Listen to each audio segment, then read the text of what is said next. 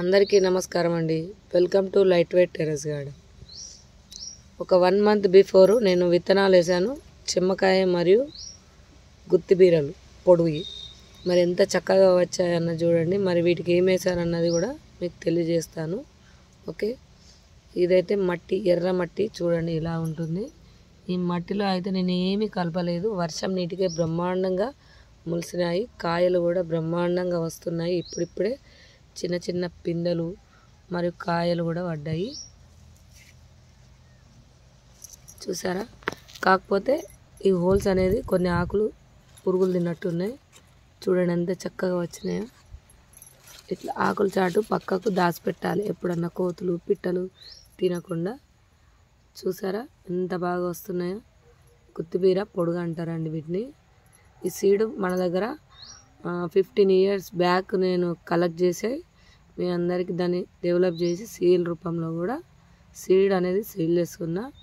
మనం ఇది చలికాలం తింటే హార్ట్ ప్రాబ్లమ్స్ రావండి, చాలా అరుదైనది. వెనకట ఊర్లలో ఇవి చలికాలంలో కంపల్సరీ తినేది. ఇప్పుడు వేస్తే మనకు రైనీ సీజన్ నుంచి వెళ్ళి ఎండాకాలం వరకు కాయలు కాస్తాయి అట్లా. మళ్ళీ ఈ చెట్టుది ఈ బీరకాయ లోపల మనం ముదిరిపోయినా కూడా దాన్ని చాలా టేస్ట్గా పచ్చడి కూడా చేసుకోవచ్చు.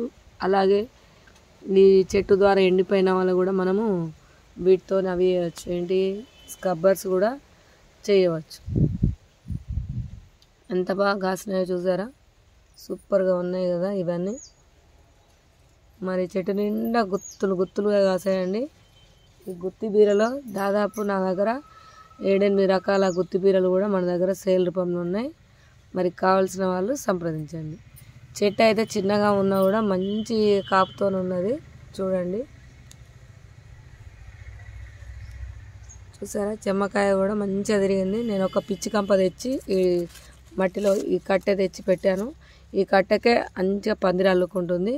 మీరందరూ కూడా ఇట్లా వేస్ట్ చేయకుండా వేస్ట్ ఉన్న కట్టెలతోని పందిరి వేసుకోవాలని కోరుతున్నాను.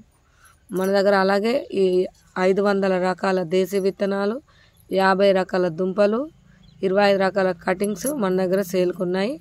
దాదాపు కొన్ని అయిపోవడానికి కూడా వచ్చినాయి. మరి కావాల్సి త్వరగా ఆర్డర్ పెట్టండి. ఉంటానండి.